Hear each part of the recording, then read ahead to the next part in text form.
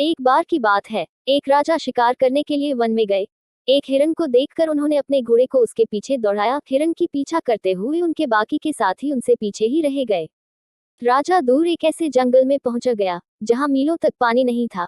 राजा को प्यास ने बहुत ही ज्यादा व्याकुल कर दिया था। जब राजा और कुछ आगे बढ़े तो उन्हें एक किसान की झोपड़ी दिखाई दी। राजा दौड़कर झोपड़ी के पास गए जहां पर उस झोपड़ी के पास 8-9 साल की कन्या खेल रही थी। राजा ने उस कन्या से कहा, बेटी शीघ्र ही एक गिलास जल लाओ, मुझको बहुत जोर से प्यास लगी है। उस कन्या ने राजा को आम मुसाफिर समझकर एक खाट लाकर डाल दी और बैठने के लिए कहा तथा जल का एक गिलास लाकर राजा के हाथ में थमा दिया। राजा ने देखा कि पानी में तिनके पड़े हुए हैं, जिनको देखकर राजा को बहुत क्रोध आया और उसी आवेश में आकर उस कन्या से कहने लगे कि तुम्हारे पिता कहाँ हैं। कन्या ने उत्तर दिया, मिट्टी को मिट्टी में मिलाने गए हैं।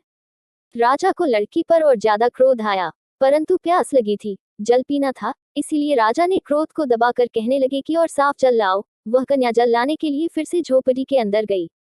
इतने में ही उस लड़की का पिता भी वहां आ गया। उसने तुरंत राजा को पहचान लिया और उसने प्रणाम किया राजा को और कहने लगा कि हुजूर, आप एक गरीब की झोपड़ी में कैसे पधारे।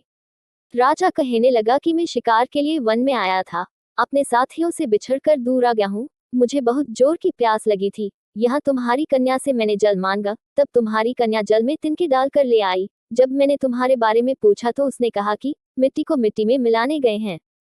कन्या के पिता कहने लगे, हुजूर, कन्या ने ठीक ही उत्तर दिया है। एक सज्जन के बच्चे की मौत हो गई थी, हम उसके शरीर को मिट्टी में दबाने गए थे। इतने में वो कन्या भी जल का गिलास लेकर आ गई। किसान ने पूछा, बेटी, तुमने राजा को अच्छा जल क्यों नहीं दिया।